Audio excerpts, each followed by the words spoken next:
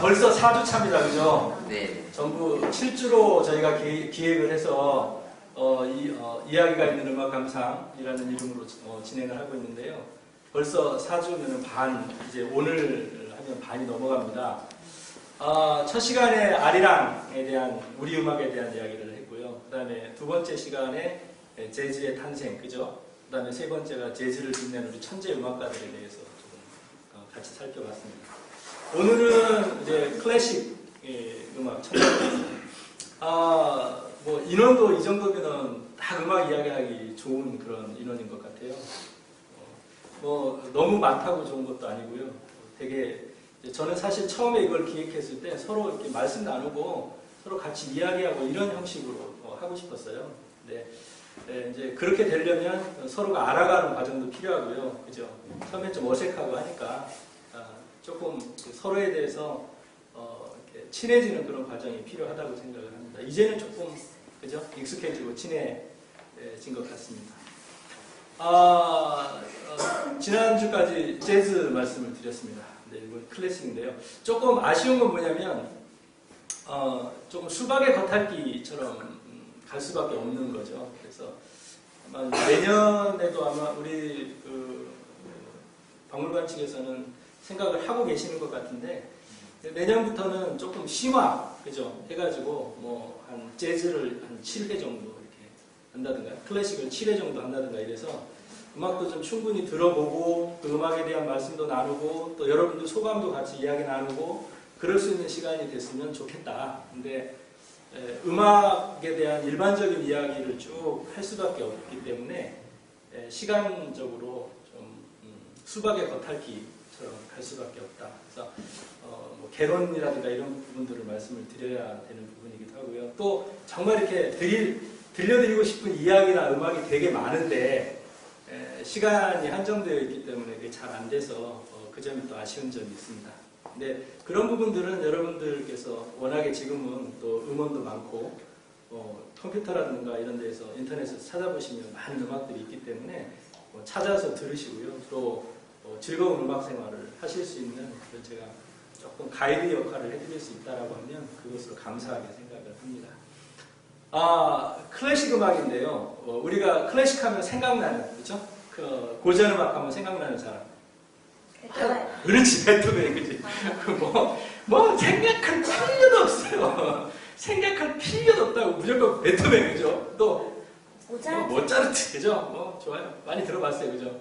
그 다음에 또 핸델, 엄청 많아요. 근데 지금 여러분들이 말씀하신 핸델 조금 위에이긴 하지만요. 모차르트라든지, 그 다음에 베토벤이라든지, 이런 사람들이 언제 살았던 사람들이죠? 1700. 예, 1700년대에 살았던 사람들입니다. 그러니까, 우리가 1700년대 하면, 세계로 따지면 18세기인가요? 18세기. 사실 얼마 안 된 사람들이거든요. 우리가 고전음악 하면 굉장히 오래된 음악, 그죠? 아주 옛날 음악이라고 생각을 하는데요. 사실은 우리가 알고 있는 클래식의 그 천재들은 대부분, 우리가 얼마 안 된 분들이에요. 그러니까 1700년대 사셨던 분, 우리나라에서 1700년대 살았던 분이라고 하면 뭐 대표적인 분들 이렇게, 다산 정약용 선생님이 유배관계 1800년인가요? 하여튼 뭐 그런 정도입니다. 그러니까 그 시대거든요. 네, 영정조, 그죠?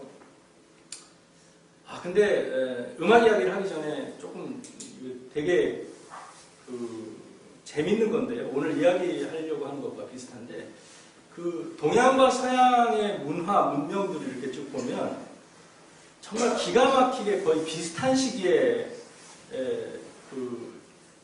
뭐라고 할까요? 문화의 부흥이라고 그럴까요? 그게 이루어지더라는 거죠. 우리가 대부분 알고 있는 고전 음악이라고 하는 서양의 고전 음악이라고 하는 것들은 대부분 그 시대, 그렇죠? 1700년대, 1800년대 그때 18세기, 19세기에 만들어진 음악들입니다. 그런데요, 베토벤, 모차르트 이런 음악들이 저는 이제 개인적으로 말씀을 드리면 처음에 음악을 듣기 시작할 때 저는 사실 모차르트부터 시작을 했습니다. 그러니까 모차르트를 주로 클래식을 많이 들었던 거는 고등학교 때 들었고요. 고등학교 때부터 대학 다니면서 많이 들었는데 처음에 모차르트를 들었는데 정말 좋더라고요. 그 왜 여러분 아마데우스라는 영화 보셨죠? 네. 아마데우스라는 영화 보면 막 모차르트가 그 웃는 그 장면이 나오잖아요. 그런데 음악을 들을 때 모차르트의 음악에서 그 웃음소리가 그대로 다 들립니다. 그 정도로 그렇게 막 어떻게 보면 장난스럽고 경쾌하고 막 재밌잖아요. 그죠? 음악이. 천재성이 그대로 느껴지는.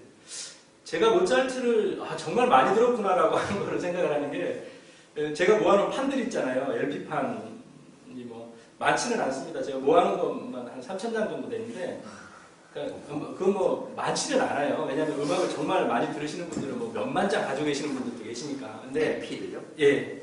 근데 이제 저는 그 중에서 쭉 보니까요. 지금 이렇게 정리하려고 제가 다락으로 옮겨놓으면서 다락으로 옮긴 게 한 1,500장 이렇게 옮겼을 거예요. 한 2,000장이 채 안 될 텐데. 근데 그때 옮기면서 쭉 보니까 모차르트가 되게 많은 거예요. 자기가 많이. 내가 어렸을 때 모차르트 정말. 정도야 모차르트예요? 응? 한 1,000장 정도 모차르트. 그렇지는 않죠. 예, 그렇지는 않아요. 근데 내가 모차르트 정말 좋아했구나 이런 생각을 했어요. 그러다가 시간이 지나고 나서 베토벤으로 간 거예요.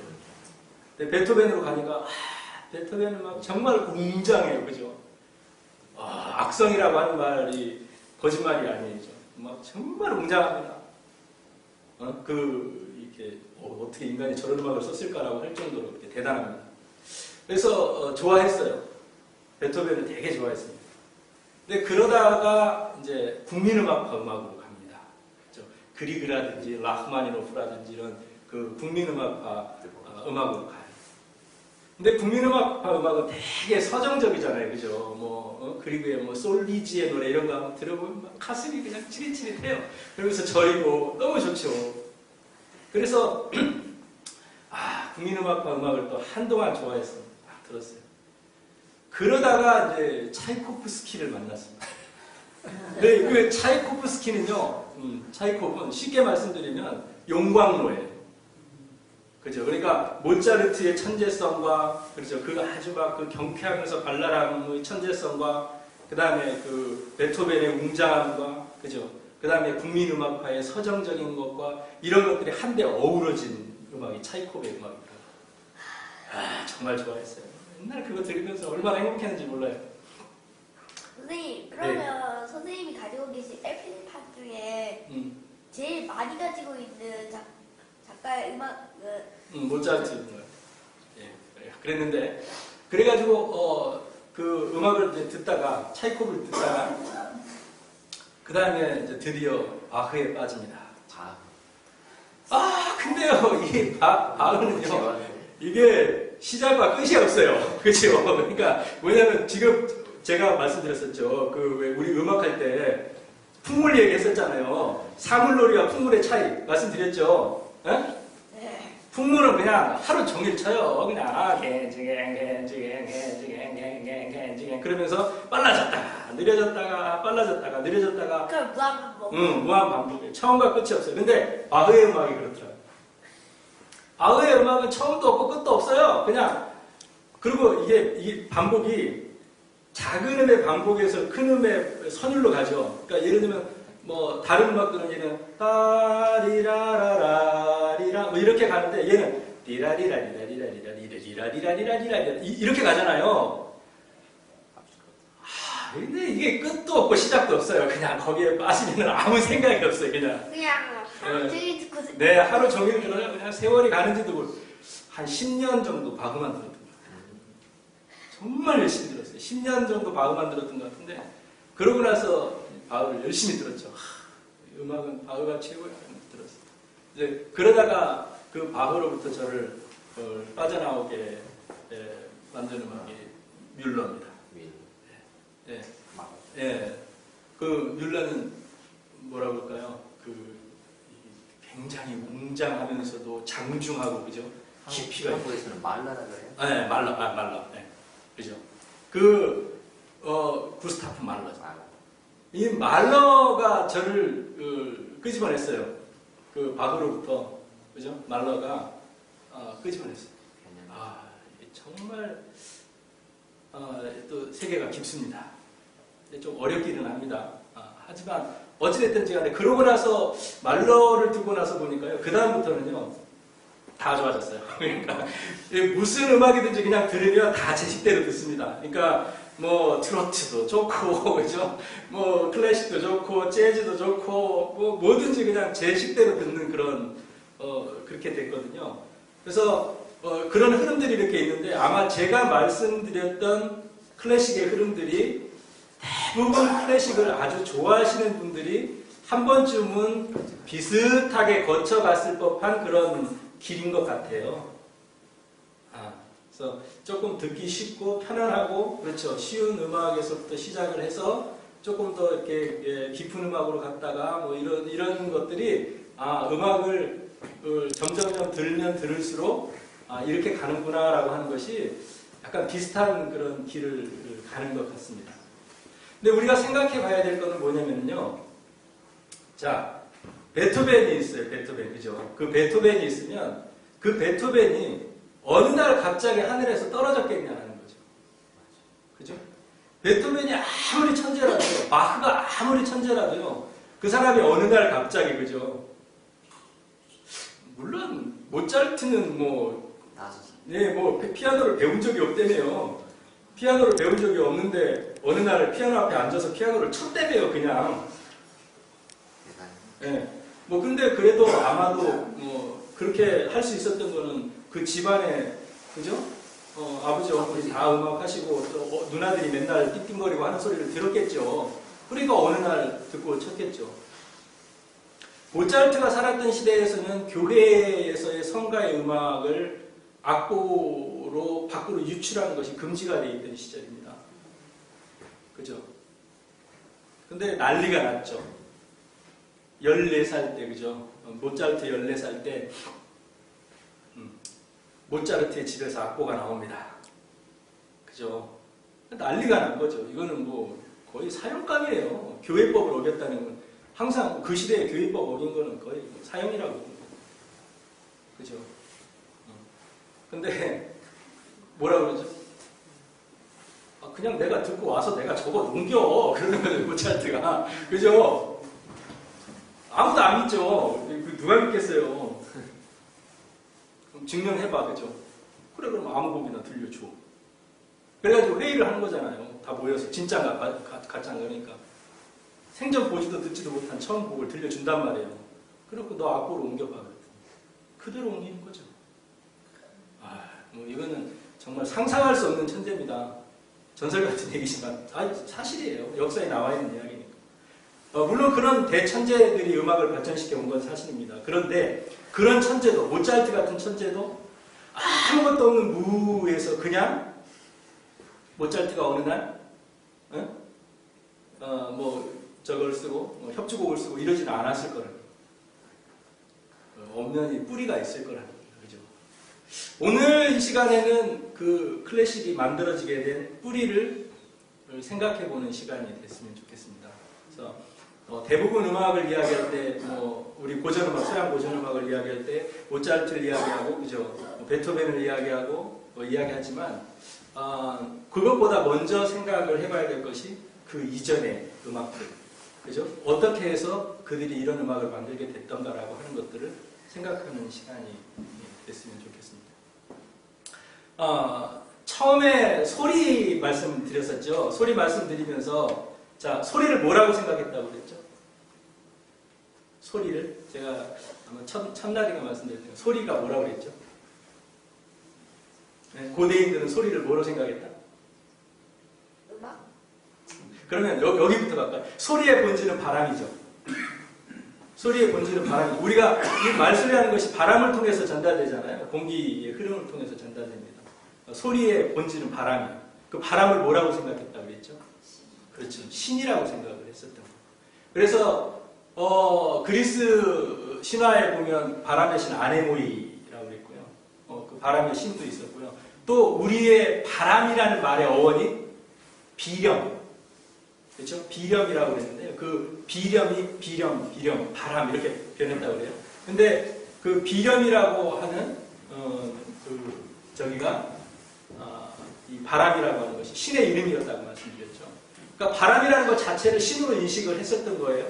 그리고 소리라고 하는 것도 역시 신과 소통하는 장치로 본 거죠. 처음에는 신에 대한 제사, 그죠? 그런 것들로 노래를 불렀을 것이다. 어떻게 보면 제례, 신에 대해서 이렇게 제례를 드리는 그런 것으로서의 노래, 그런 것으로서의 소리였겠죠. 처음에는 그냥 리듬만 있었을 수도 있고 멜로디만 있었을 수도 있고 이렇게 되어 있다가 나중에 그것이 정형화되고 체계화되어 가게 되는 거죠. 서양 음악에 대한 이야기를 하고 있으니까요. 서양 문화의 기원, 그죠? 서양에서의 그 인간 문명, 문화의 기원. 그러면은 최초의 어떻게 보면 문명 어디로 생각할 수 있을까요?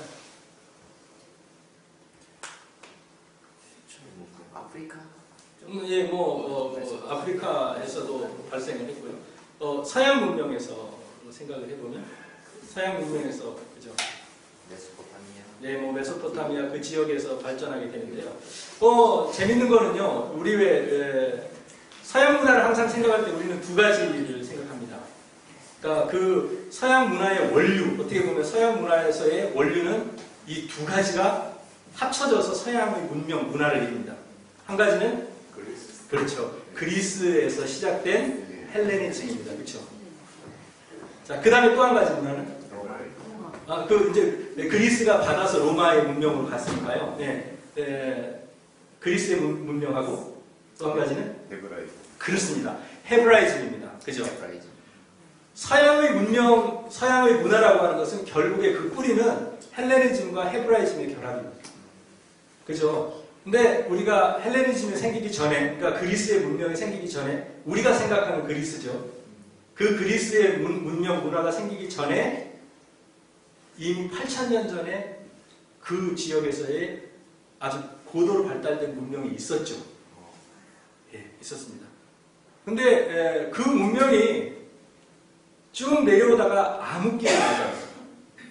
그때 완전히 없어져 버렸어요. 그것도 이제 미스테리라고 해가지고요. 말들이 많습니다. 근데 어찌됐든지 간에 8,000년 전에 있었던 문명이 지금 생각을 해보세요. 8,000년 전에는요. 다른 지역에서는 전부요. 원숭이처럼 자는 그런 시절이에요. 그런데 그 지역에서 고도에 발달된 문명이 있었다. 근데 그러다가 암흑기를 맞게 되죠. 암흑기를 맞다가 이제 새롭게 문명이 막 이렇게 폭발하기 시작한 것이 대략 지금부터 3,000년 전. 근데 참 기가 막힌 게 뭐냐면요. 지금부터 3,000년 전, 3,000년에서 2,500년 사이, 그죠? 그 사이에 서양에서도 그런 그 인류의 문명의 획기적인 대전환이 일어나고요. 동양에서도 획기적인 전환이 일어납니다. 비슷한 시기예요. 너무 재밌어요. 그러니까 그 당시에 우리 2,500년 전 동양 하면 누구 생각나시죠? 중국의 진이전입니다. 예, 문명이니까요. 진이전이요. 그렇죠. 공자 시절. 예, 공자가 2,500년 전에 있었던 분이죠. 그죠? 예, 공자 같은 분들이에요. 그러니까 벌써 우리가 이야기하는 유교 문명이라고 하는 거죠. 그게 다 그 시절에 만들어지고요. 또 2,500년 전에 인도에서 누가 나오셨어요?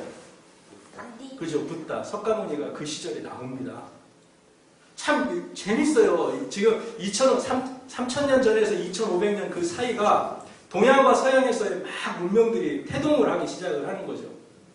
자, 이때의 그리스는요, 그때에 아주 많은 도시 국가들로 이루어져 있었습니다. 그죠? 그 중에서 대표적인 국가, 여러분들 잘 아시죠? 아테네, 그죠? 성경에서 아덴이라고 나오는 그 아테네. 그 아테네를 중심으로 해서 사람들의 생각이 발전하기 시작을 합니다. 그죠? 그거를 여러분들 잘 아시다시피 필로소피, 그죠? 철학의 발전, 발달이라고 합니다. 근데요, 그때에 이제 해성같이 나타난 철학자가 있었으니 그 철학자 이름이 아테네에서 탄생한 대철학자 이름이 너무 잘 아시는데 누구죠? 소크라테스, 그죠? 여러분 소크라테스인데요. 자, 소크라테스가 혹시 왜 위대한지 아세요? 왜 위대하다고 평가받는지 아세요? 철학사에서? 와이프가 악처라서. 와이프 악처라서 크산티페 그 냄비 뚜껑의 여인, 프라이팬의 여인, 맨날 프라이팬으로 두드려 패는. 혹시 아시나요? 왜 철학사에서 그 사이크로테스, 그러니까 소크라테스를 위대한 철학자라고 이야기를 하는지 혹시 아시나요? 제가 아는 한도는 네. 그 전에 철학자들은 네. 어떤 자연 현상, 네. 우주, 뭐 네. 만물 네. 이거에 관해서 관심을 가지고 네. 거기에서 진리를 얻으려고 했는데 네. 소크라테스에서는 네. 그 세계관에서 자기 인간의 마음, 본질 이 세계로 돌아와서 네. 우리가 세상을 모른다. 네. 내가 알고 있는 것이라는 것이 네. 나 스스로 네. 모른다는 것 사실 그 자체만 안다. 이런 네. 식으로 하는 인간 의지의 철학. 이쪽으로 박수 전환을 한번 했기 때문에 아주 정확하게 소크라테스의 이전의 철학을 프리라고 하는 말을 붙여서 프리사크라티스, 그죠? 라고 이야기하고요. 그 다음에 소크라테스 이후의 철학을 후기 소크라테스의 철학이라고 가릅니다. 그 가르는 기준이 바로 선생님 지금 말씀하신 기준이에요. 그 이전에는 사람들의 관심이 전부 어디에 있었냐면요, 자연에 있었어요. 이 세계가 뭐로 구성되어 있는가? 누구는 불이라고 그러죠. 누구는 물이라고 그러고, 그죠? 누구는 뭐라고 그러고. 이런 식으로 이렇게 자연에 대해서 관심이 있었어요. 그런데 소크라테스가 드디어 그 관심을 인간으로 끄집어 온 겁니다. 너 자신을 알라, 그죠? 그 얘기가 다른 거 아니에요. 우리처럼 네 주제를 알라, 이게 아니에요. 그게 아니고 뭐죠? 자연 현상 이런 거 알라고 하지 말고 인간, 너를 알아라, 너를 알아라. 그러니까 자연의 철학에서 인간의 철학으로 끄집어 온 사람이 소크라테스입니다. 근데 그 소크라테스 이전의 철학자들은 전부 자연에 대한 관심을 가지고 있었는데 그 중에 우리의 음악사에서 기억해야 될 자연주의 철학자 중에 하나가 그렇죠. 제가 말씀을 드렸었습니다. 그죠? 피타고라스입니다. 피타고라스는 아주 막 지금 피타고라스만 들어도 머리가 지끈지끈합니다. 왜 그 인간이 피타고라스 정리를 만들어가지고 이 사람을 이렇게 괴롭혔는가, 그죠? 여러분들 중학교, 고등학교 때만 생각하시면 머리가 아픕니다, 그죠? 피타고라스만 없었던데 왜 피타고라스는 만물의 근원이 뭐라고 생각한 거예요? 수라고 생각한 겁니다, 그죠? 오, 똑똑해요, 그죠? 만물의 근원이 수라고 생각을 한 거예요. 그런데 그 수 중에서도 가장 굉장히 중요하게 생각했던 것이 피타고라스는 비율이었던 겁니다. 왜냐하면 피타고라스 정의라고 하는 것이, 그죠? A면 B면 C면 나눴을 때 B편에서 이 비율이라고 하는 것이, 그죠? A의 제곱한 것하고 B의 제곱한 거를 더해면 C의 제곱한 걸 루트 씌운 것과 같다, 뭐 이런 거 아니에요. 그러니까 뭐냐면 피타고라스는 굉장히 비율에 관심을 가지고 있었습니다. 비율에 관심을 가지고 있었던 반면에 이 사람은 영혼불멸론자였어요. 조금 상반됩니다. 과학자이면서도 굉장히 종교적이었던 거예요. 영혼을 불멸한다. 계속 영혼은 살아있고 불멸하는데 그 영혼이 어쩌다가 죄를 져가지고 이 한 많은 인간의 몸속에 갇혀버리게 되었다는 생각을 한 거죠. 근데 그 가첩을 항상 종교적인 사람이었는데 종교에서 뭐가 나와요? 종교에서는 뭐가 나옵니까? 늘 중요한 게 신은 뭐 종교의 주체고 그 신을 위해서 뭐가 만들어져요? 네, 음악이 만들어지는 거죠. 그죠? 음악이 만들어지다 보니까 피타고라스도 음악에 대해서 굉장히 관심을 많이 가지고 있었던 거예요. 실제로 피타고라스가요, 이렇게 종 같은 거를 여러 종류로 만들어가지고 이렇게 때려서 소리를 내는 거라든가, 그 다음에 피리 같은 거를 붓는다든가, 이런 것들을 많이 그 그림들로 나가요.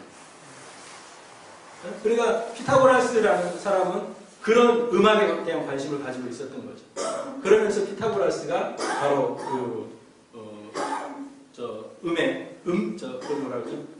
옥타브, 그죠? 현의 길이를 반으로 잘랐을 때, 그거 했잖아요. 여러 번 말씀드렸습니다. 현의 길이를 반으로 잘랐을 때 한 옥타브 위에 소리가 나고, 그죠?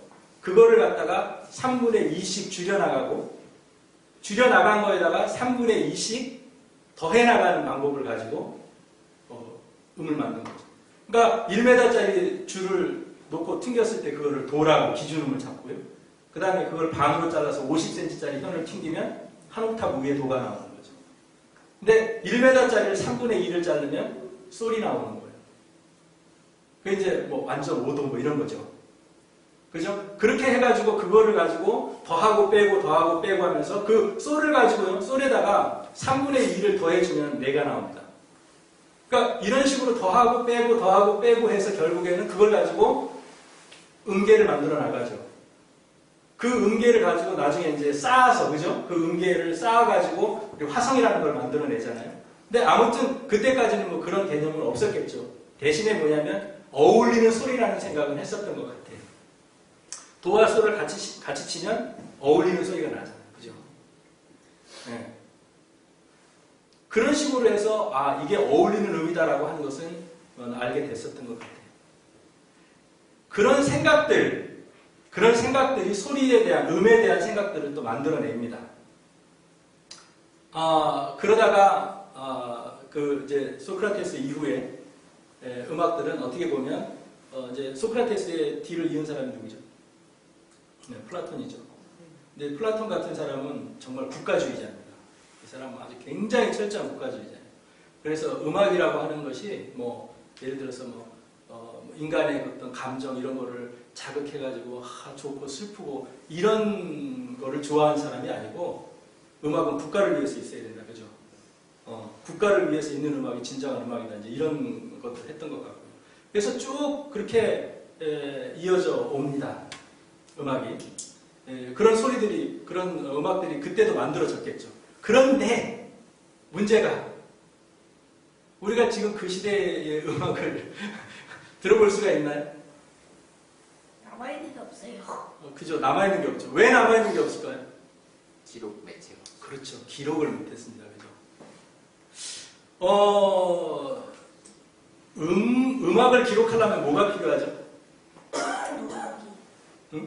음악을 기록하려면 뭐가 필요합니까? 악보. 악보가 필요한 거예요. 그렇죠. 여러분 제일 많이 아시는 악보. 네, 우리 일반적으로 쓰는 악보, 그죠? 오선보, 그죠? 네, 오선보라고 합니다. 가만 생각을 해봐요. 우리가 늘 맨날 쓰고 우리가 늘 음악 듣고 하는데 그 오선보는 언제쯤 만들어졌을까요? 18세기, 19세기쯤에. 예, 뭐 완성된 거는 그때 완성됐습니다. 그거보다 조금 더 이전인데. 악보에 대한 이야기도 굉장히 중요하죠. 악보에 대한 이야기도 중요합니다. 우리가 음악을 기록으로 어떻게 남길 거냐라고 하는 건데, 최초의 음악에 대한 기록이라고 하면 그래도 조금 이전입니다. 지금부터 1400년 전쯤. 네, 그죠? 그 극동 지역의 그 유적지에서 가사가 쓰여 있고 이것을 어떻게 연주해라 라고 기록되어 있는 문헌이 나옵니다. 그러니까 뭐 이게 책으로 나온 문헌이 아니고요. 그러니까 기록이 뭐 이렇게 나옵니다. 그러니까 굉장히 꽤 오래전에 이미 그런 그 음악에 대한 기록이 있었던 거겠죠. 우리가 사용하는 그런 악보는 아니었을 겁니다. 악보 얘기가 나왔으니까 조금 곁길이긴 하지만요. 악보 얘기를 할까요? 오선보라고 하는 것은 정말 획기적인 겁니다. 오선보로 기록할 수 있는 것에서, 자, 첫 번째, 뭘 기록할 수 있죠? 오선지가 있으니까. 그렇죠. 음의 높이를 기록할 수 있죠. 음정, 그죠? 그 하나하나의 선과 그 사이사이가 한 음이잖아요. 그죠? 그러니까 그 음의 선을 가지고 음 높이를 기록할 수가 있습니다. 그 다음에 또, 뭘 기록할 수 있죠? 음의 길이, 그죠? 박자. 제가 말씀드렸잖아요. 리듬에다가, 그죠? 리듬에다가 멜로디를 실으면 음악이다, 그죠? 그럼 다네? 그 오선보에다가, 그죠? 오선보에서 기록할 수 있는 것은 음의 높이와 음의 길이라며. 유량악보라고 합니다. 양을 기록할 수 있는 악보라고 하는데요. 그거를 유량악보라고 합니다. 그 5선보가 정확하게 기록됨으로써 만들어짐으로써 음악이 정확하게 기록될 수 있었습니다. 그죠? 그 이전에는 많은 다른 방법들이 사용되어 왔습니다. 그래서 9세기 정도에 이미 서양에서는 그 악보가 나와요. 근데 지금 같은 5선보가 아니라 기호로 표시된 악보가 나옵니다. 근데 아마도 6세기부터 쓰여졌을 거라고 학자들은 추정을 합니다. 네, 그런 정도로 그때부터 기록들이 만들어집니다. 그런데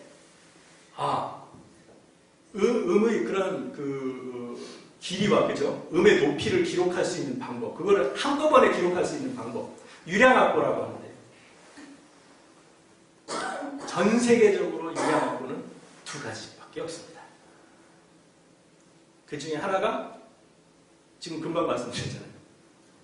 5선보, 그죠? 또 하나가 정관. 네, 그렇습니다. 정관보입니다. 오, 그죠?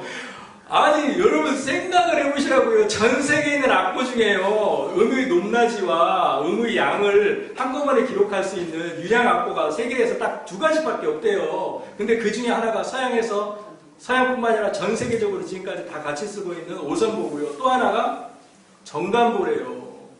정관보 누가 만드셨어요? 세종대왕이 만드셨어요. 세종대왕이 만든 정관보, 그죠? 칸으로 나눴잖아요. 한 칸, 두 칸 나눠가지고 한 칸이 한 박이에요. 반으로 나누면 반박이 되는 거고요. 그 다음에 그 한 칸에다가 한자로 쓰죠.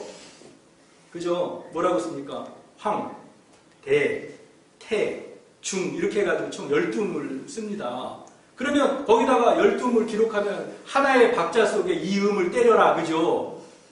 유량악보잖아요. 우리나라 좋은 나라예요, 여러분. 여러분, 세종대왕을 함부로 하시면 안 됩니다. 그걸 제가 전에도 말씀드렸지만, 정말요, 세종 같은 임금이 전 세계에 어느 임금도 없었어요. 아니, 세상에 어느 나라 임금이 자기의 백성을 사랑해서 글자를 만들어준 임금이 있습니까? 그죠? 그 다음에 세종대왕의 음악에 대한 이야기를 조금만 더 하고 갈까요? 여러분요, 그 정관보 말씀드렸었죠. 정말 기가 막힌 거예요. 그런데 거기에 쓰여져 있는 음이 제가 아까 말씀드렸죠. 황, 대, 태, 중 이렇게 올라간다고 그랬죠. 중, 임 뭐 이렇게 올라갑니다. 12개의 음이 있어요. 여러분, 동양의 음 얘기할 때 음악 시간에 공부하신 거 있죠? 그렇습니다. 생각나시죠? 궁상각치우. 그거 우리 거 아니에요. 우리 거 아닙니다. 중국 겁니다. 근데 우리 거라고 가르쳤어요. 아닙니다. 그거 우리 음이 아니에요. 그거는 중국에서 사용됐던 음계고요. 우리는 궁상각치우 아닙니다. 왜 했을까요? 라고 한 거거든요.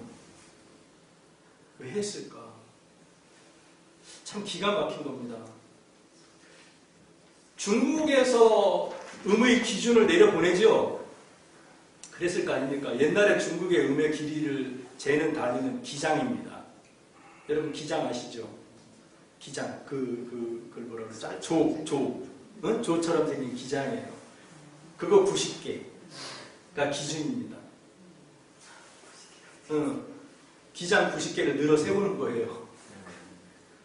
근데 중국에서 이렇게 만들어서, 그죠? 해라라고 가지고 왔어요. 근데 그거를 박연이 연구를 해보니, 그걸 만들어서 소리를 내보니까 안 맞아요. 그죠? 이상하다는 거죠. 그래서 세종한테 말씀을 드립니다. 어떻게 해야 되냐고 했더니, 우리 것이 좋은 것이요. 그죠? 그러면서 우리 거를 만들죠. 왜 그러냐면요. 중국은요, 땅덩어리가 넓어요. 그죠? 땅덩어리가 넓기 때문에 남방에서 나는 기장하고 북방에서 나는 기장의 사이즈가 다릅니다. 기준이 다른 거예요. 근데 우리는 기장 크기가 일정하거든요. 웬만하면 90개면 평균이 나오잖아요. 그죠? 그러니까 우리나라 기장 90개를 쭉 늘어서 가지고 21.5cm 정도 되나요? 그거를 가지고 냅니다. 그거를 가지고 그 길이를 가지고 대나무 톱을 뿌 하고 불어서 내는 그 소리, 그걸 기준음으로 본 거예요. 그게 황종입니다. 그죠? 이런 식으로 해가지고 만드는데요. 세종이 얼마나 위대하신 분이냐면요. 여러분, 음을 기준으로 삼을 때 악기 중에서 변하지 않는 거, 그죠? 변하지 않는 거를 가지고 기준음을 이렇게 표시해야 되잖아요. 우리가 조율할 때 가야금 같은 식으로 맨날 늘어진다니까. 그러니까 기준이 없어. 그러니까 안 변하는 걸 갖고 만들어야지. 그 안 변하는 게 뭐가 제일 안 변하겠어? 피리? 피리도 뭐 대나무 뭐 길이도 뭐 할 수 있고. 쇠가 변하잖아. 쇠도 변하지 않을 수 있어요. 또 더 잘 안 변하는 돌입니다. 그걸 가지고 뭘 만드셨죠? 현경 만드신 겁니다. 안 변하잖아요. 한번 만들어 놓으면 안 변한다니까요. 세종이 어느 날 가시다가 야 저거 소리가 조금 이상한데? 야 쟤가 좀 높은데? 쟤 왜 저러냐? 그런 거죠. 그랬더니 그래요? 그리고 악사들이 가서 본 거예요. 그죠? 그랬더니 그 자르는 선에 먹줄이 남아있대. 다른 거는 다 잘려있는 거죠. 다른 거는 먹줄까지 다 잘랐는데 걔는 먹줄이 살아있더라는 거예요. 그럼 그만큼 두꺼운 거죠. 그걸 알아보셨다는 거예요. 세종이. 전설 따라 삼천리 같은 얘기지만. 네, 그 정도로 대단한 분입니다. 그러고 나서요. 구멍 2mm짜리. 그쵸? 구멍 2mm짜리, 구멍 2mm짜리 대나무 대롱에다가, 그죠? 기장을 집어넣어요. 그러면 1200개가 들어간답니다. 그거를 2번 재서 담아놓은 정도의 양이 1홉이래요. 그러니까 여러분, 음악의 기준을 갖고 뭘 사용하신 거예요? 도량형의 기준을 사용하죠. 그 황종의 척, 그걸 가지고 자를 만들었죠. 황종척이라고 하는 겁니다. 그걸 가지고 기준을 만드셨어요. 정말 대단한 겁니다. 그 악보 얘기를 하면서 우리가 정간보 이야기를 하다가 여기까지 이렇게 흘러왔는데요. 아무튼 정말 그거는 대단한 겁니다. 여러분 자랑스럽게 생각하셔야 돼요. 자, 그러한 악보가 없었기 때문에 기록이 안 됐죠. 기록이 안 된 상태에서 넘어오면, 기록이 안 되면 뭘 가지고 음악을 이어나갈 수밖에 없을까요? 기억이죠. 또 그래서 불러봐야죠. 그러면 그거를 어떻게 해요? 듣고, 그죠? 따라 불러야죠. 그죠? 그렇습니다. 우리가 이거를 구전이라고 하는 거죠. 입으로 소리를 내가지고 그 소리를 내는 거를 듣고, 그죠? 배우는 거예요. 구전으로 하는 겁니다. 우리 옛날에 소리꾼들 다 그랬어요. 에? 우리 소리꾼들이 소리 배울 때, 이산저산! 그러고 선생님 소리를 해. 그러면 이제 옆에서 조그만 애가 따라 이산저산! 그러고 따라 하잖아요. 똑같이. 그죠? 그러면서 배운다니까요. 그러면서 전래가 되는 겁니다. 서양의 음악도 마찬가지였을 거예요. 그런데 이런 음악들이 전래가 되다가 획기적인 발전을 하는 계기가 있었으니 그게 바로 뭐죠? 여러분들 아까 말씀드렸듯이 헬레니즘과 헤브라이즘이 결합하게 됩니다. 자, 언제 결합하죠? 헬레니즘과 헤브라이즘이 언제 결합하게 되는가요? 네. 알렉산더 네. 예, 그렇게 해서 새로 만들어지는데 그거보다 조금 먼저 생각을 해볼까요? 그거보다 조금 더 생각을 해보면 그렇죠. 그때도 융합이 됐죠. 근데 이제 공식적으로 합쳐지는 거.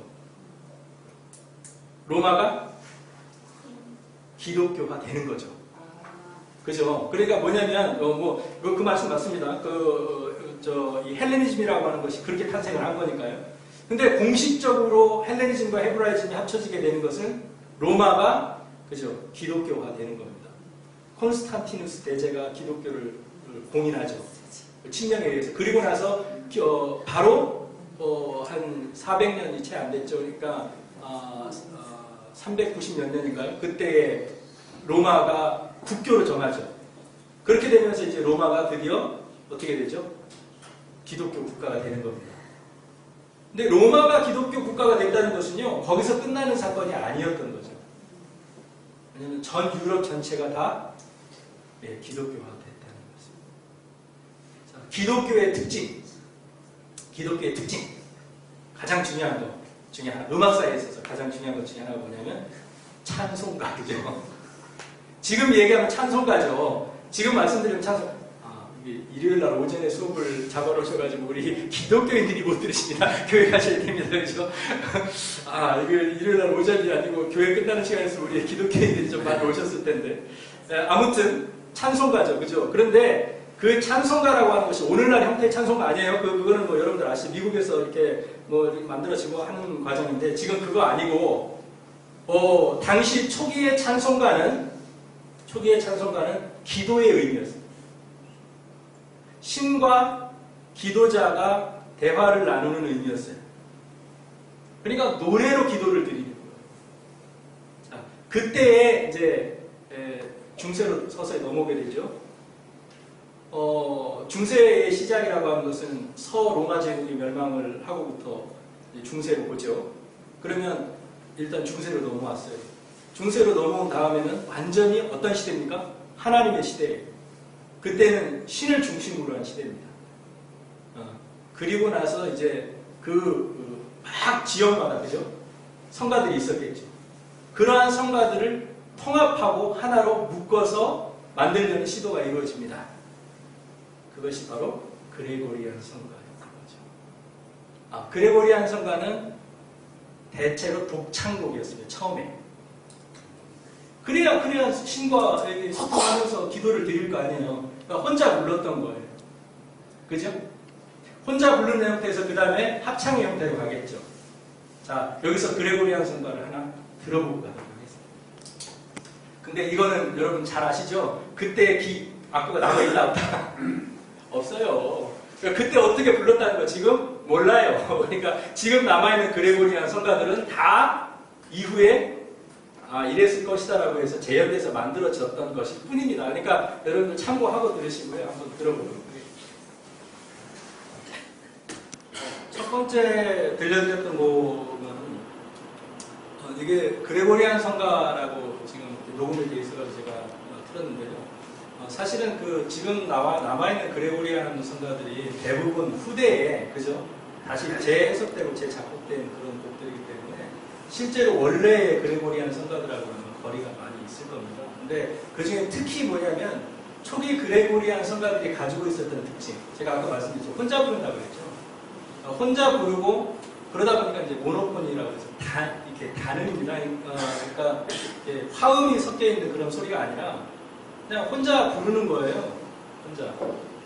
그런 것들이 주를 이루었을 것이다라고 보는 거죠. 그래서 그 그레고리안 성가는 그것이 뭐 그레고리 교황인가요? 황제인가요? 그 2세죠. 그 사람의 시대에 만들어진 것을 말하는 것일 뿐만 아니라 그때부터 막 수세 기에 걸쳐가지고 모여든 성가들, 그죠? 집합되고 수집되고 그것이 불려지고 했던 성가들 전체를 일컫습니다. 그러니까 실제로 그레고리안 성가라고 하는 것이 시대가 굉장히 넓어요. 시대가 넓다 보니까 초기 그레고리안 성가의 경우는 모노포니, 혼자서 이렇게 쭉 부르는 굉장히 뭐라 그럴까요? 좀 조용하면서도 좀 영적이죠. 소리가 듣고 있으면 그런 엄숙하면서 그런 분위기가 느껴지죠. 이 그레고리안 성가들을 보면요, 원래는 하나의 가사에 음이 있으면 그 가사에 예를 들면 단 음절, 예를 들면 하는 아에 하나의 소리, 하나의 음정이 이렇게 부과된 소리가 있었어요. 그러니까 원래는 그것이 제일 일반적이었겠죠. 그러니까 지금 노래들도 대부분 그렇죠. 그러니까 그거를 갖다가 단음적 구조라고 이야기하고요. 그 다음에 과음이라고 해가지고 하나의 음절, 그러니까 하면 그 하는 음절에 두 음정이 이렇게 나오는 이런 식으로 올라가겠죠. 그죠? 그런 경우가 있고, 그걸 이제 과음이라고 하고요. 그 다음에 다음이라고 해서 하나의 음에다가 여러 개의 음정을 집어넣는 뭐 이런 식으로 이렇게 집어넣는 그런 방법들이 사용이 됐던 거죠. 그것이 처음에는 이제 단음으로 시작돼가지고 과음, 다음 이런 식으로 해서 점점 복잡화되었을 것으로 봅니다. 근데 이때 이제 우리가 기억을 하실 분이 있는데요. 보에티우스라는 분이에요. 그러니까 보에티우스라는 분이 예, 음악의 원리라고 하는 책을 썼습니다. 근데 그때에 이것이 그 시절의 음악 교과서예요. 벌써 그때의 음악 교과서가 있었고요. 그분이 사용한 음악 교과서가 실제로 사용이 됐고, 그 다음에 그거는 이제 이집트의 음악, 이집트가 아니고 어디죠? 아테네. 그런 아테네, 그리스 이쪽의 음악들을 아주 논리적으로 편찬을 한 책입니다. 이때 그런 음악의 원리라고 하는 책도 나오고요. 벌써 그 시절에 그렇게 되면서 이제 그레고리안 성가들이 발전을 하게 되죠. 근데 그레고리안 성가의 발전에서 우리가 또 한 가지 기억해 둬야 될 것이 있습니다. 뭐냐면, 자, 노래를 혼자 불렀어요. 노래를 부르다가 그 다음에는 합창이 됩니다. 그죠? 여럿이 불렀겠죠. 근데 여럿이 부르게 되는데요. 여럿이 부르면 어떤 현상이 일어나게 되느냐면 이런 현상이 일어납니다. 자, 예를 들면 우리 40대, 50대 아저씨들이 다 모여가지고 노래를 부른다고 생각을 해보세요. 그러면 예를 들면 그 분들은 정해져 있는 도의 소리, 레의 소리, 미의 소리 이렇게 해서 내라고 그러면 아마 비슷한 소리를 낼 겁니다. 그죠? 노래를 부르면 같이 부르면 같이 내겠죠. 비슷한 소리를 낼 겁니다. 같은 음을 낼 거예요. 그런데 만약에 우리 조그마한 꼬마하고 저 같은 40대, 50대 아저씨가 같이 노래를 부르게 되면 우리가 사용하는 음정이 다르죠. 대부분 한 옥타브 정도 차이가 난다고 그래요. 어린 아이들하고 어른들하고의. 그래, 변성기를 지나지 않은 아이들. 근데 그 당시에는 여자들이 노래를 못 불렀어요. 그 성당에서. 그죠? 참, 제가 지난 그 재즈 얘기하면서도 인권 얘기 말씀을 드렸습니다만, 흑인이 참여권을 갖게 된 시대가 언제라고요? 1964년이라고 말씀드렸었죠. 그러면 미국에서 여성들이 참여권을 갖게 된 것이 언제인지 아십니까? 저도 줘요. 한번 찾아보세요. 그 뭐냐면, 우리가, 여성들이 그 당시에는 교회에서 노래를 부를 수가 없었습니다. 그러니까 여성들이 불러야 하는 부분들은 대부분 누가 불렀겠어요? 어린아이들이 불렀겠죠. 그래서 남자 어린아이들이 부르게 되는데 어린아이와 어른이 같이 합창을 합니다. 어린아이와 어른이 같이 합창을 하다 보니까 어떤 현상이 벌어지냐면 같은 도의 소리를 내도 그 높이가, 그죠? 성인 남자가 내는 소리와 아이가 내는 소리가 한 옥타브 차이가 나는 거예요. 그러니까 어떤 면에서는 자, 우리가 도, 이 같이 나는 거죠. 그러면 어떻게 보면 이것이 하나의 화음이라고 생각을 할 수도 있겠죠. 그러니까 이러한 다른 도에서 높이가 다른 같은 음의 소리를 겹쳐서 내는 합창을 하기 시작을 하는 거죠. 그거를 오르가눔이라고 불렀습니다. 여러분, 그것이 오르간이라고 하는 말의 어원이라고 합니다. 오르간이라고 하는 것은 전부 이렇게 다 정해져 있죠. 도, 레, 미, 파, 솔, 라, 시, 도가 정해져 있잖아요. 그죠? 근데 그거를 이렇게 차이를 낼 수 있는, 그걸 오르가눔이라고 한다고 합니다. 근데 처음에는 그런 오르가눔의 시작을 그렇게 보는 거예요. 그러니까 어른하고 아이하고 같이 노래를 부르다 보니까 한 옥타브 차이가 나. 그러니까 똑같은 노래를 부르는데 한 옥타브 어른은 낮은 소리를 내고 아이들은 높은 소리를 내면서 그게 이렇게 같이 가는 거예요. 똑같이. 단성적 오르가눔이라고 합니다. 그냥 하나로 이렇게 같이 가는 거예요. 그러다가 어떤 것이 생겼냐면 그러면 어떻게 합니까? 내가 예를 들어서 도를 냈어요. 그러면 꼭 한 옥타브 위에 도만 있는 것이 아니라 어떻게 돼요? 3도 위에 소리를 낼 수도 있겠네? 어떻게 보면 조음김이죠. 그럼 어떤 사람은 도의 기준을 도 이렇게 잡았어요. 근데 어떤 사람은 도, 레, 미 이거를 도 이렇게 잡았어요. 그러고 같이 가는 거죠. 그죠? 그러니까 원래는 한 옥타브로 시작된 오르간음이 이번에는 화음의 구조를 갖는 오르간음으로 이렇게 변하는 거예요. 그때까지만 해도 어떻게 되냐면 똑같은 음이 계속 같이 가는 거죠. 똑같은 소리를 내고 똑같은 멜로디를 노래를 하면서 대신에 뭐냐면 각각의 음 높이만 다른 거예요. 그죠? 그러다가 이제 어디로 가겠습니까?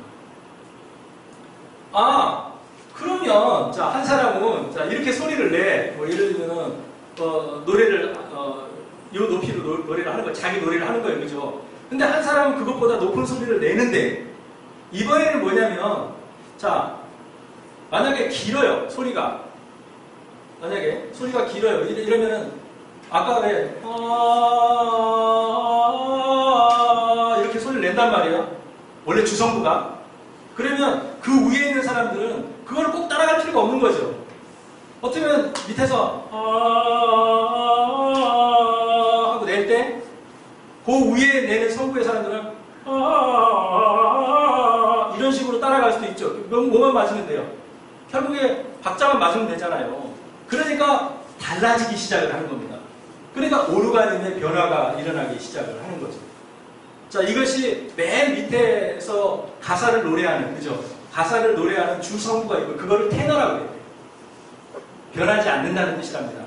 그래서 테너라고 하는 맨 밑에 주성부가 있고, 그 다음에 그 위에 성부들을 쭉 이렇게 쌓아나가기 시작하는데, 2가지로 부르는 소리, 3가지로 부르는 소리, 4가지로 부르는 소리까지 나누어 가는 거죠. 점점 복잡해지는 겁니다. 그러면 그 창법이 오르가는 그 창법이 되는 거죠. 예. 근데 지금 그거 하나 들어볼까요?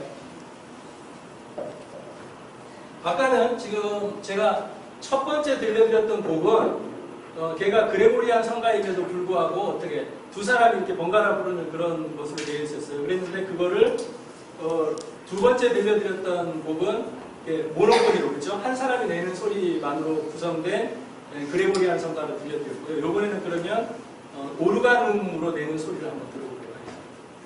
진행하도록 하겠습니다.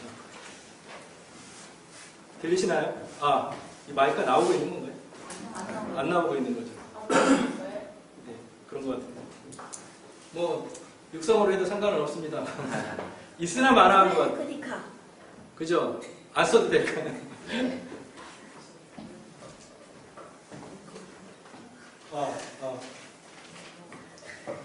고장났네요. 아니, 나오긴 나오는 것 같아요.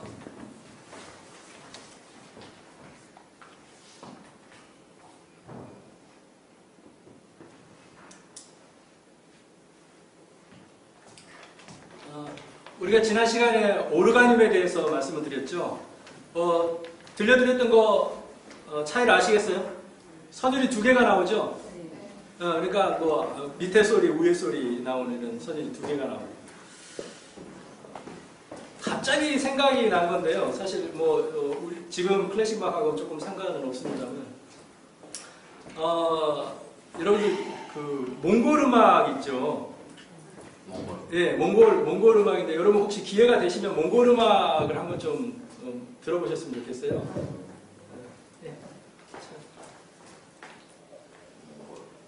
예, 왜 그 말씀을 드리냐면 이 몽골 음악에 아주 재미있는 특징이 하나 있는데 그 재미있는 특징이 뭐냐면 배음을 한꺼번에 내는 특징이 있어요.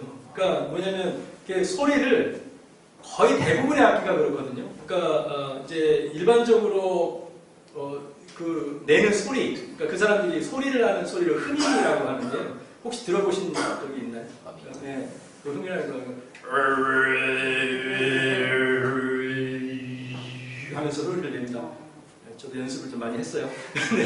근데 그 흐미는 하는 밑에 소리에다가 한 사람이 부르는데 우리 멜로디를 싣습니다. 그죠? 그래서 소리가 2가지 소리가 나요. 그 다음에 훈이라는 악기인가요? 이렇게 부는 악기도 2가지 배음의 소리를 한꺼번에 냅니다. 그리고 여러분 마두금 아시죠? 마두금도 2 소리를 한꺼번에 내요. 그러니까 밑에 깔리는 배음의 소리에다가 그 위에 있는 멜로디의 소리를 같이 냅니다. 그래서 아주 묘한 구조를 갖거든요. 근데 그것처럼 지금 그 오르가눔이라고 하는 것도 어떻게 보면 뭐 여러 사람이 내긴 하지만 그죠? 처음에는 혼자 부르는 소리를 여럿이 부르게 되는데 그죠? 한 옥탑 위의 소리를 같이 내다가 또 꼭 한 옥타브뿐만 아니라 음의 높이를 서로 달리해서 서로 같이 내다가 근데 그 다음에는 어떻게 됩니까? 그냥 그 선율 자체가 달라지는 거죠. 그래서 지금 들어보신 것도 2성부로 되어 있는데요. 그러니까 아래성부, 윗성부 이렇게 1성부로 되어 있는데 그 이성부에서의 소리가 다르죠. 소리가 다릅니다. 근데 이 다른 소리에서 원래는 밑에 깔려 있는 그 주성부, 그죠? 테너라고 하는 주성부의 소리에는 가사가 있습니다. 원래는. 그런데 그 위에 내는 그 오르가눔의 우위성부의 소리에는 원래 가사가 없었던 거죠. 그냥 이렇게 흥얼거리는 소리처럼 그렇게 내는 거예요. 근데 여기에다가 가사를 얹기 시작을 합니다. 그러니까 지금 뭐냐면 점점 변해가는 게 보이시죠? 이런 소리들이 변해가는데 이런 변해가는 것들이 결국에는 어떻게 보면 어울림의 문제거든요. 어울림의 문제에서는 언제나 뭐가 나오냐면 화성이라고 하는 게 나오게 되죠. 그러니까 지금 이러한 과정들을 거치면서 화성이 정립돼 가는 과정입니다. 그러니까 제가 지금 말씀드리고 싶은 거는 쭉 이렇게 처음에 그레고리안 성가에서 오르가눔으로부터 그 다음에 지금 들려드릴 곡 같은 경우는요. 지금 그거를 뭐라고 하냐면 모테트라고 그래요. 원래는 주성부에 가사가 있고 그 다음에 그 위에 있는 성부들에는 가사가 없었던 것에서 이제 조금 더 발전을 해 나가는, 발전이라고 하면 뭐하지만 변화를 해 나가면서 그 위에 있는 성부에다가도 가사를 실어 넣게 됩니다. 그러면 어떻게 2중창, 3중창 이런 식으로 가는 거죠. 근데 그것이 꼭 처음에는 화성을 정확하게 지켰다라고 보기는 어렵지만 묘하게 어울리게 되는 거죠. 그런 합주 형태, 그러니까 사람의 목소리로 내지만 합주 형태로서 아주 묘한 어울림을 갖게 되는 겁니다. 그래서 그런 모테트로 되어 있는 곡을 한번 들어보시도록 하겠습니다. 3분에서 5분 정도씩밖에 못 들어드려서요. 사실 이 음악은 그 당시의 모테트는 아니고요. 그죠?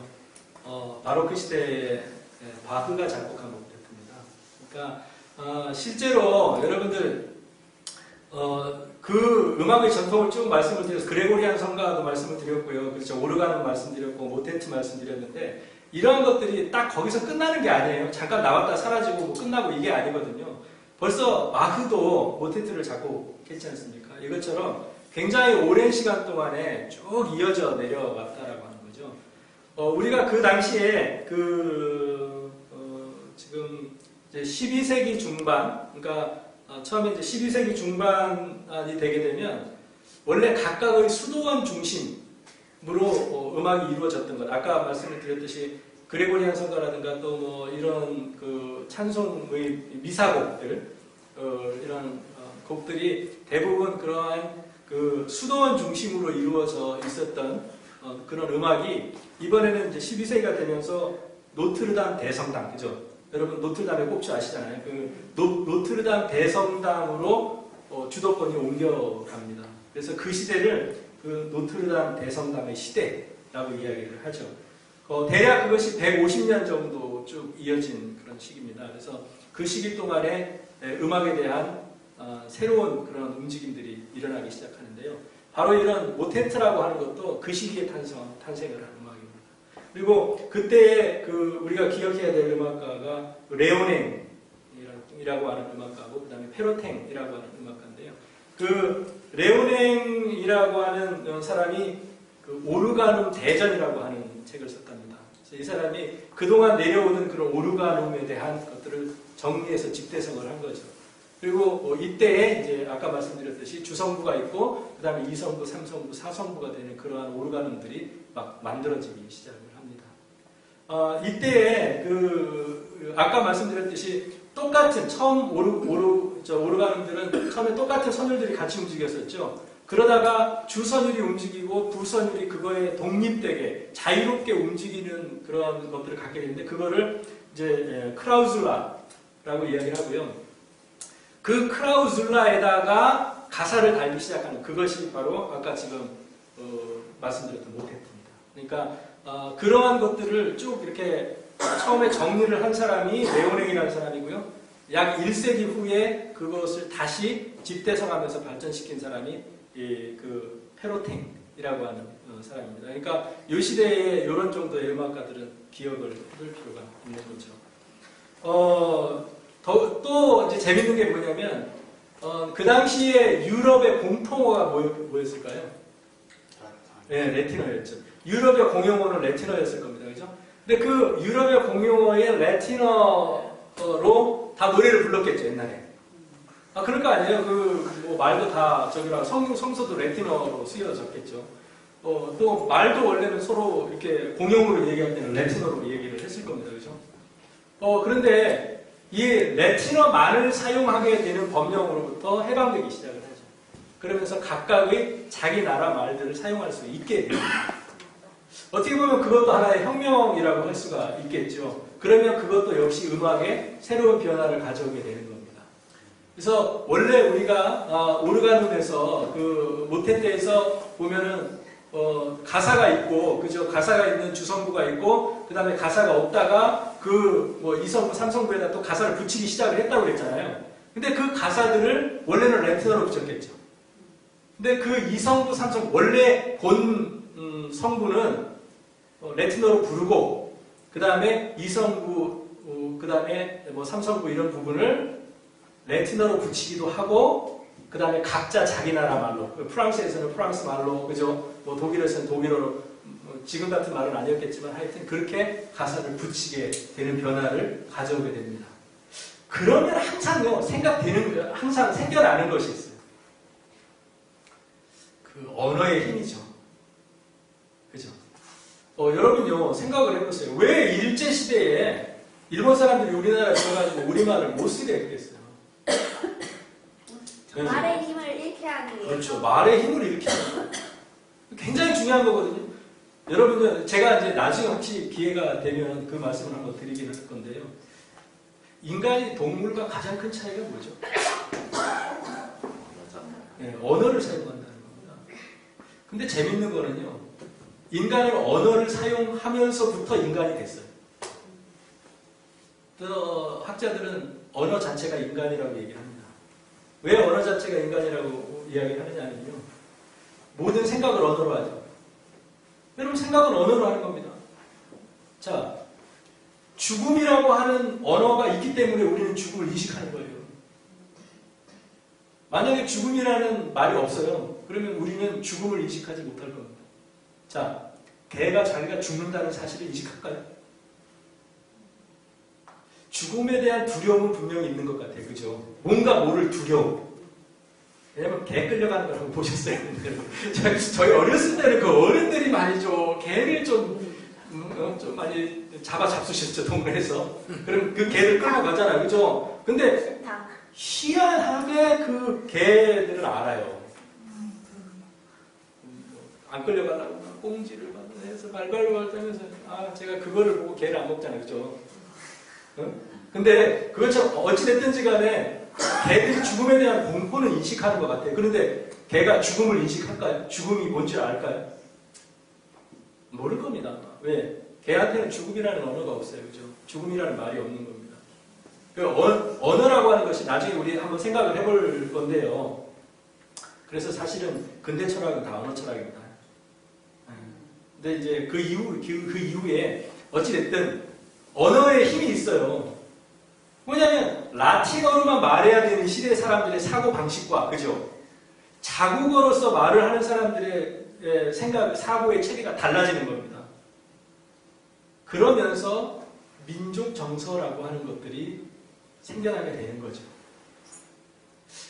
자, 이거 혁명이에요. 그 당시만 해도 아직은 중세거든요. 아직은 중세이지만 뭔가 각각의 다 다른 언어들을 사용하고, 그 언어들을 사용함으로써 언어들을 사용해서 오르가눔을 작곡하고 그 오르가눔에 대한 노래를 부르면서, 어떤 것은 그렇대요. 그러니까 뭐냐면 처음에 주성부가 쭉 나가면 주성부는 레티너로 돼 있잖아요. 근데 레티너를 사람들이 잘 모르죠. 그러니까 부성부, 이성부나 삼성부에 있는 자국어로 된 언어들은 그 라틴어를 해설하는 그런 노래를 부를 수 있겠죠. 충분히 만들 수 있겠죠. 그러니까 1성부는 레티너로 부르고 2성부는 그 내용을 풀어서 자기 나라 자국어로 부르고, 이런 노력들을 하는 겁니다. 그러면서 아주 다양화되기 시작을 하죠. 예, 그런 그 시도들이 일어나고요. 그런 것들로 인해서 음악이 막 다양화되기 시작을 합니다. 예, 그런 과정을 거치고요. 그래서 지금 보면은 그러다 보니까 이제 또 생겨난 사람들이 있어요. 두 가지 사람들이 생겨났는데요. 하나는 뭐냐면 그 음유시인이라는 사람들이 생겨납니다. 그 시대에. 그렇죠? 음유시인이라는 사람들은 어떻게 보면 돌아다니면서 그죠? 꼭 우리나라 얘기하면 광대 같은 사람들이었던 거죠. 그러면서 이렇게 노래를 불러주기도 하고요. 또 뭐 이야기를 해주기도 하고요. 또 이런 식으로 이렇게 돌아다니는 사람들이 생겨나기 시작을 합니다. 그런 음유시인들이 돌아다녔어요. 그러니까 돌아다녔다라고 하는 거에는 그 사람들이 돌아다니면서 뭘 했겠어요? 그 지방에 있는 노래들을 또 배우고, 그죠? 그랬을 거 아니에요. 자기는 이런 노래를 알아요. 근데 어느 동네에 갔어. 그랬더니 그 동네에서 다른 노래를 부르네. 그럼 그거 안 배웠겠어요? 배우겠죠. 그러면서 아주 다양한 음악들이 이제 생겨나기 시작을 합니다. 그러니까 어떻게 보면 원래는 있었던 것들인데요. 그 있었던 것들이 음유시인들에 의해서 이렇게 뭐라고 할까요? 재해석되고 다시 만들어지고 다양화되고 이런 과정들을 거치는 거죠.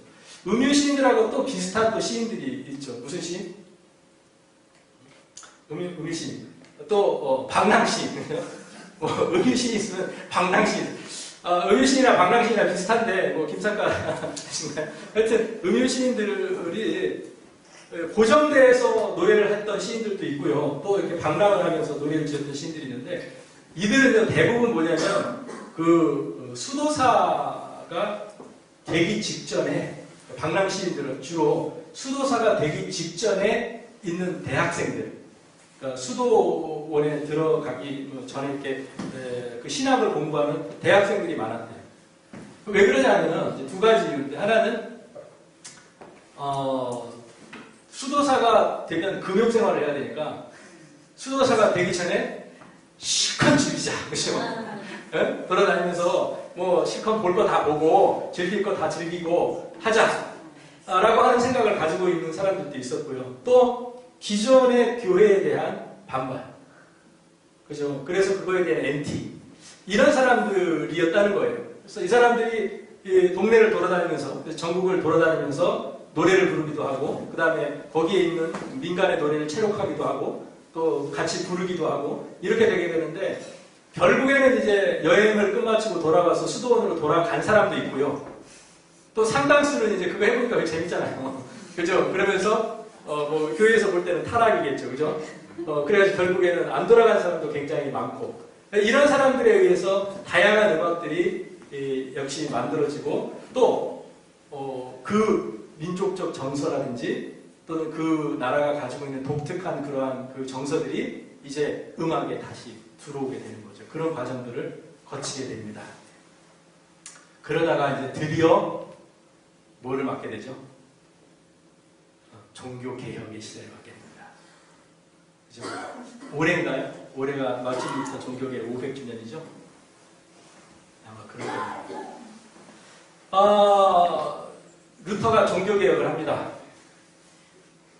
처음에 여러분들 아시잖아요. 성서는 성직자만 보는 겁니다. 만약에 일반인이 성서를 보면 죽여버렸습니다. 절대 못 봅니다. 그죠? 그러니까 자기들 마음대로 성서를 해석하는 거죠. 자기들이 생각하는 대로. 왜냐하면 성서를 못 보니까 일반 사람들은 야, 임마 성서 이렇게 나와. 그럼 그걸 끝이죠. 그잖아요. 성직자들 마음대로 얼마든지 조절할 수 있는 시대였고요.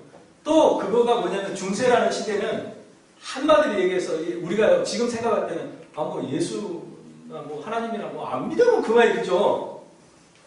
근데 그 시대는 그런 시대가 아니거든요. 여러분 그 안 믿으면요 안 믿을 수가 없는 시대. 왜? 그게 시대 정신이에요. 그냥 다 당연히 믿는 거예요. 그러니까 이거하고 똑같아요. 우리 엄마가 날 낳았어요, 그죠? 여러분 그거 믿죠? 우리 엄마가 날 낳았잖아요. 그리고 우리 엄마한테 효도해야 되잖아요. 함부로 하면 안 되잖아요. 우리 엄마한테 욕하면 돼? 안 되죠. 엄마한테 욕하면 안 된다. 똑같은 거예요. 하나님이 나를 낳았다는 거를 그대로 믿은 거라니까요.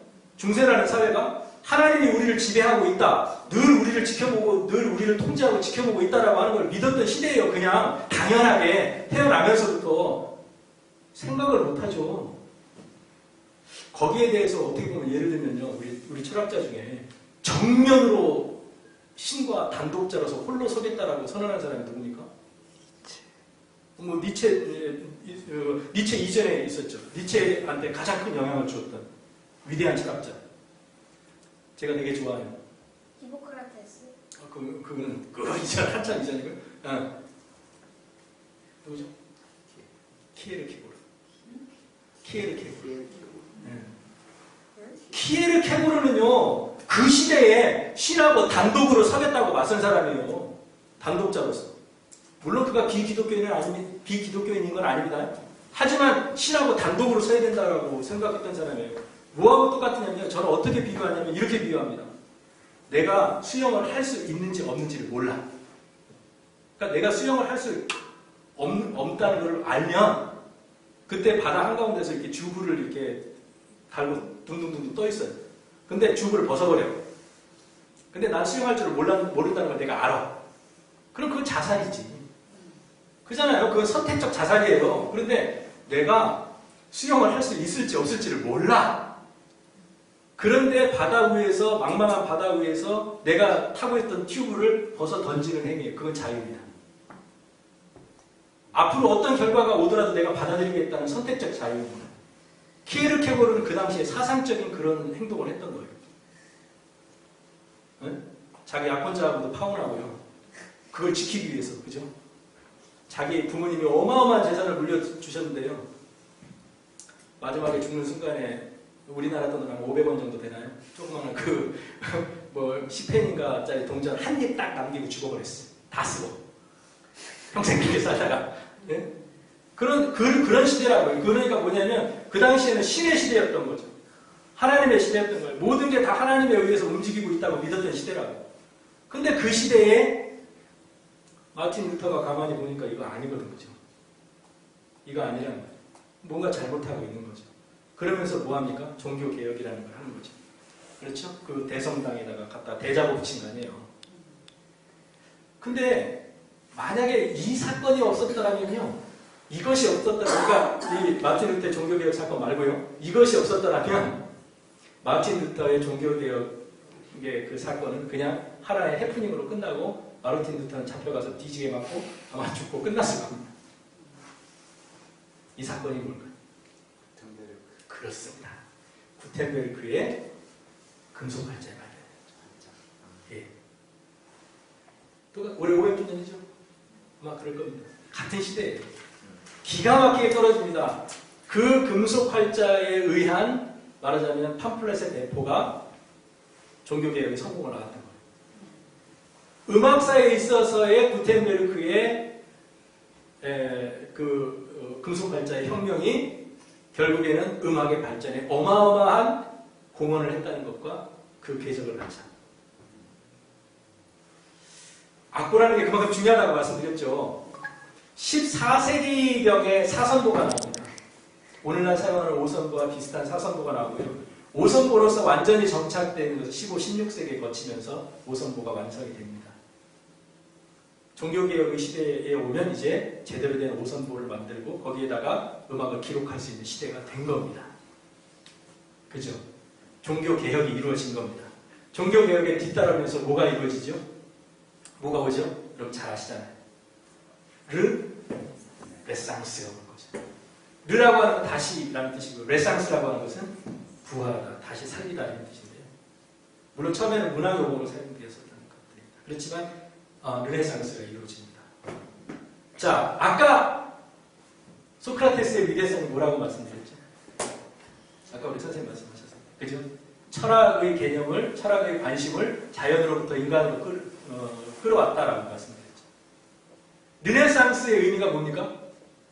다시 부활하다. 다시 부활하다. 르네상스라고 하는 것이 뭐 하는 거예요? 신중심의 사회에서, 그렇죠. 신중심의 세계에서 인간 중심의 세계로 끌어오는 겁니다. 어마어마한 인간의 의식의 발전을 가져오는 거예요. 옛날에는 뭐예요? 신이 태초에 말씀이 있었나니 그 말씀이 곧 하느님이시니라. 그죠? 요한복음에 그러면서 뭐라고? 신이 있으라 하니 있는 거죠. 우리의 존재의 근원, 우리가 존재할 수 있는 근원은 하나님한테 있었던 겁니다. 네. 하나님이 있으라 하니까 있는 거예요. 하나님이 살으라 하니까 사는 거고. 그런데 이제 르네상스 시대에 오면 어떤 생각들이 이루어지는 거예요? 그거 아니라는 거죠. 그죠? 하나님이 있으라고 해서 있는 것이 아니라 뭐에 있어 있는 거예요? 우리 자신 있으라 해서 있는. 그래서 뭐라고 얘기를 합니까? 데카르트가 나는 생각한다 고로 존재한다는 내 존재의 근원이 하나님이 있으라고 해서 있던 시대로부터 내가 생각하기 때문에 존재하는 시대로 옮겨온 거예요. 과학에서의 코페르니쿠스적 전환처럼 인간의 생각에서의 코페르니쿠스적 전환이죠. 대혁변입니다. 그건 있을 수 없는 일이었어요. 그죠? 이거하고 똑같다니까요. 니체가, 선구자였었던 그 키르케고르가, 그죠? 다른 사람 다 하나님 때문에 존재한다고 믿었던 때 나는 하나님한테 단독자로 서야 되겠다라고 나선 거하고 똑같은 거라니까요. 그런 시대를 거치는 거죠. 자, 그런 시대를 맞이하는 겁니다. 그런데 그것이 그냥 이루어진 것은 아니라는 거죠. 그죠? 수많은 사람들의 노력에 의해서 마르틴 루터가 만든 종교 개혁으로부터, 그죠? 그 다음에 키르케고르의 그러한 그 독립자로서의 인간, 그죠? 그리고 여러분들 이제 드디어 또 나오죠. 프랑스의 계몽주의, 그죠? 그런 역사들이 나오는 겁니다. 물론 이제 그거는 조금 그 뒤이기는 하지만요. 그러면서 인간이라고 하는 것이 인간의 중심이 하나님 중심이 아니라 인간 중심이다라고 하는 생각으로 가는 거죠. 자, 그렇게 되는 과정에서 어느 날 갑자기 휙 하고 가지는 않을 거예요. 그죠? 자, 음악도 역시 하나님을 위한 음악. 지금까지 여러분들이 들으셨던 음악은 전부 하나님을 위한 음악입니다. 그죠? 하나님께 경배드리는 음악이었고요. 하나님을 위해서 기도하는 음악이었죠. 근데 이제는 인간을 위한 음악으로 넘어오게 되는 거죠. 근데 인간을 위한 음악으로 넘어오는데 그게 어느 날 갑자기 어제부터는 하나님, 오늘부터는 인간 이렇게 되는 게 아니거든요. 그러니까 과도기라는 시기를 거치게 되는 겁니다.